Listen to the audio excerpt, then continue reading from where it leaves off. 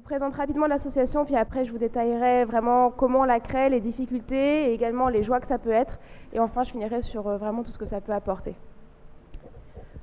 Donc l'IVSA en français, c'est une association mondiale en fait, qui est composée d'un bureau mondial et d'à peu près 90 bureaux locaux qui sont dans le monde entier, sur les 5 continents. Il y en a à peu près un, soit par pays, soit par école vétérinaire, et ça regroupe des étudiants qui ont envie de faire des échanges, de voir un peu ce qui se passe dans le monde, de rencontrer des étudiants du monde entier, de partager des bons moments. Et j'ai eu la chance d'être élue numéro 2 de ce bureau mondial, et donc j'ai managé 90 bureaux locaux dans le monde entier. Ça m'a permis de beaucoup voyager, de rencontrer des étudiants donc, du monde entier, de voir les écoles vétérinaires, aussi bien de la Corée du Sud que beaucoup de pays d'Europe de l'Est. J'étais en Serbie, en Slovénie, en Pologne. J'ai également été en Norvège, en Suède. Ça permet vraiment de voyager, de rencontrer beaucoup. Et en fait, on s'ouvre énormément en voyant ce que les autres apprennent un peu au bout du monde et surtout en organisant des événements.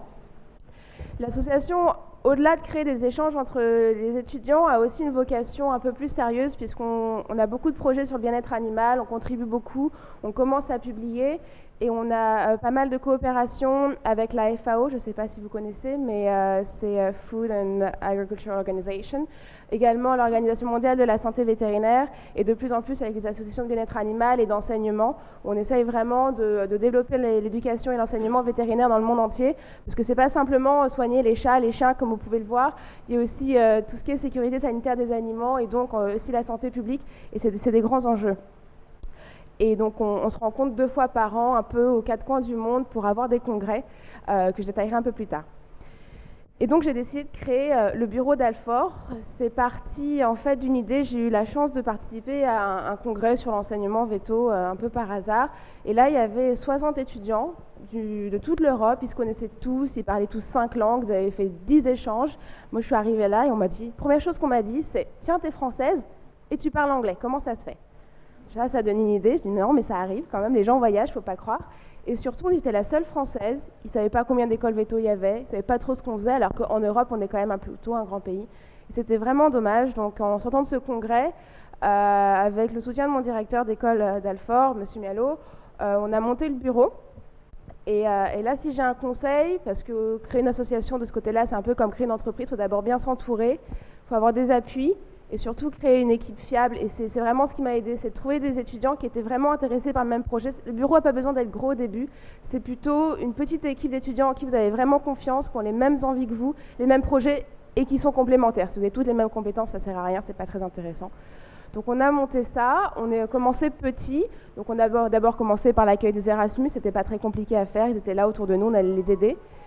Et au fur et à mesure, on a participé aux congrès qui sont organisés par l'association, ce qui permet non seulement de se faire connaître au niveau de l'association mondiale, mais ça permet surtout aux étudiants d'Alfort qui commençaient un petit peu à connaître l'association, de voir ce que c'était vraiment, de rencontrer du monde. Et donc ça permet non seulement de faire du buzz de votre propre petit groupe à l'étranger, mais ça permet surtout de faire du buzz en interne dans l'école et donc de rassembler des étudiants. On a organisé des échanges, donc on a été visiter l'école de Londres, l'école de Cambridge, l'école d'Uppsala en Suède.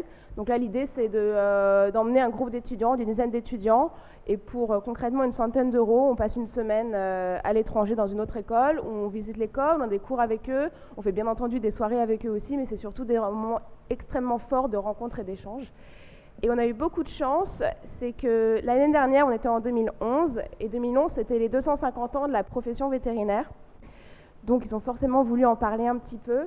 Et il y a eu ce qu'on a appelé VET 2011, qui était l'année mondiale vétérinaire, avec des événements dans le monde entier, mais surtout les cérémonies de lancement qui étaient à Paris et à Versailles, avec tout le gratin du monde vétérinaire, que ce soit les présidents des ordres d'à peu près tous les pays, les directeurs des écoles, les grands industriels de ce monde-là. Et en fait, on nous a demandé, à l'association, comme on avait une petite velléité entrepreneuriale et également internationale, d'organiser tout l'accueil. Donc on a fait comme vous, je vois tous ceux qui ont leur petit foulard orange. On a fait exactement la même chose pour à peu près, on était à peu près une soixantaine d'étudiants. Et ça a vraiment permis de lancer l'association parce que ça nous a créé un réseau fabuleux. On a rencontré des gens du monde entier. Et ensuite, quand on cherchait à trouver des stages pour les étudiants d'Alfort, c'était pas très compliqué. On avait la carte du directeur de différentes écoles du monde entier. c'était également un moment où les étudiants ont vraiment compris ce que c'était que l'association et se sont vraiment rentrés. Et je pense que ça, c'est très important quand vous montez une assoce ou quand vous montez une boîte, d'avoir un événement qui va vraiment vous lancer, qui va vous permettre de créer un réseau, parce que le réseau, c'est un gros mot en France, mais c'est quelque chose de fondamental. Vous ne ferez rien sans un réseau, et un réseau, il n'y a pas besoin d'être né, je ne sais pas où, il suffit de se le créer, il suffit d'être au bon endroit, d'aller aux conférences aujourd'hui, et comme aujourd'hui, et de discuter, c'est vraiment ça qui va vous aider, parce que les gens ont vraiment envie d'aider les jeunes. Moi, c'est vraiment ce que j'ai rencontré dans toutes mes expériences. Ils ont vraiment envie, mais ils ne savent pas trop comment vous contacter. Donc si vous allez les voir, que vous êtes à peu près poli et motivé, ils vont vraiment vous aider. Et ça, c'est quelque chose de fondamental.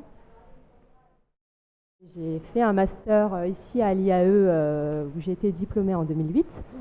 À l'issue de cela, j'étais chef de projet chez Bosch Siemens.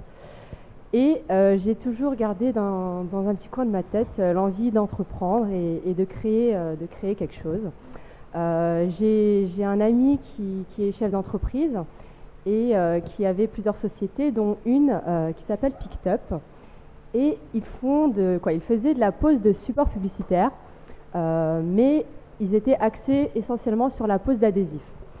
Cette entreprise commençait à avoir de gros problèmes et à marcher plus du tout.